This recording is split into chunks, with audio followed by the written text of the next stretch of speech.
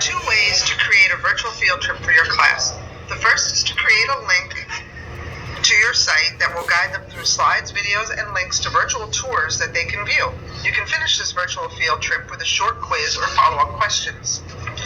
By using established websites like virtual field trips, you can choose from many prepared tours of places or events, or you can create your own using videos and links you search out. The second method is to have the students take a virtual tour of an area or attraction, such as a museum, where they are able to virtually walk through the museum and see exhibits they choose up close. Again, you can attach a short quiz or questions to answer at the end of the tour. Hey class, I'm really excited. Today is going to be our first virtual field trip. This is the first of a couple that we're going to do this year, and I'm really looking forward to it. Today we're going to head over to Paris, France, to go to the Louvre, and I'm going to give you a short tutorial about how to navigate the website. And after we're done with that, you should be able to walk your way through the Louvre and check out the Egyptian antiquities, which are there to visit. A field trip to the museum used to mean permission slips, box lunches, hoping for good weather, and long rides on yellow buses. But what if you could take your entire class to the Louvre in Paris, France, without any of those things, or needing $2,000 per student to do it? Thanks to the technology of virtual field trips, you can. Let's try one now. Welcome to Paris, city of lights, and what is considered one of the most romantic cities in the world.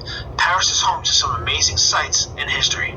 Some popular tourist attractions include the Arc de Triomphe, which stands in the center of the Palace de Gaulle, Eiffel Tower, built by Gustave Eiffel, and which is 984 feet tall, the Palace de Garnier, home of the Opera Nationale de Paris, Notre Dame Cathedral, considered to be one of the finest examples of French Gothic architecture, and the Palace de Versailles, former home of Louis XIV, and where the Versailles Treaty, which ended World War II, was signed. The Louvre, which is one of the world's largest museums, with nearly 35,000 objects from prehistory to the 21st century, is housed in the Louvre Palace, which was originally built as a fortress, the remnants of which are visible in the basement of the museum. The museum, which opened on August 10, 1793, has a collection that is divided among 8 curatorial departments: Egyptian antiquities, Near Eastern antiquities, Greek, Etruscan, Roman antiquities, Islamic art, sculpture, and decorative arts, paintings, prints, and designs. When we get to the Louvre's website for online tours, we're going to find a section of virtual tours, Egyptian antiquities, and click to launch the virtual tour. That'll bring us to the Crypt of the Sphinx in room 1. By moving your cursor that directs the black arrows you will see on the screen, you can navigate from one exhibit to the next and go from room to room. In this area, you can see there are a couple different rooms. The vestibule is in room 2, and there's also the remains of the moat from the fortress that the Louvre used to be built in. When you see a symbol that looks like a lowercase letter I, you can click on it for a closer look and more information about that exhibit, as we are doing now with the Crypt of the Sphinx.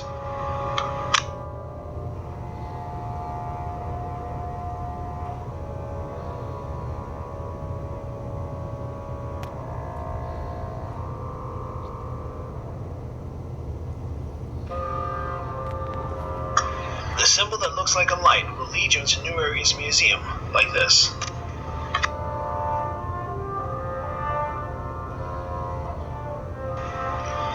Take your time viewing the exhibits and moving about the museum. When you finish your tour, there will be a few questions for you to answer and post to my page to be graded.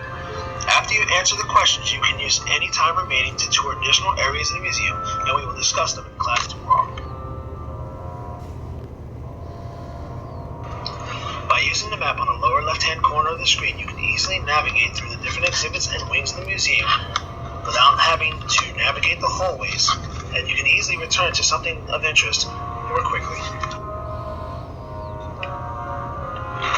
It is important to note that the Department of Egyptian Antiquities presents vestiges from the civilizations that developed in the Nile Valley from the late prehistoric era 4000 BC to the Christian period 4th century AD. Also, in 1997, during the Grand Louvre renovation project, the collection was distributed to 2 floors, with the heaviest items being kept on the ground floor. Guarded by the large Sphinx, the collection is housed in 30 different rooms. Pieces from the ancient period include scrolls, mummies, tools, clothing, jewelry, games, musical instruments, and weapons. Some things to think about while completing the virtual tour would be Where's the Louvre Museum located? What is its original use? Try listing 3 items you can find in the Egyptian Antiquities wing. List 3 other exhibits that are mentioned. And give me a short answer of what artifact in the exhibit interests you the most and why. When you're done touring the ancient Egyptian antiquities, feel free to move about the museum, looking at all the other wonderful exhibits they have to offer. One thing that I suggest would be to check out the section dedicated to the history of the Louvre from the Middle Ages to the French Revolution. This section contains pictures, sculptures, architectural components, and scale models to help retrace the history of the Louvre from the dark fortress of the Middle Ages to the transformation into the palace of King Louis XIV up to the birth of the museum during the French Revolution.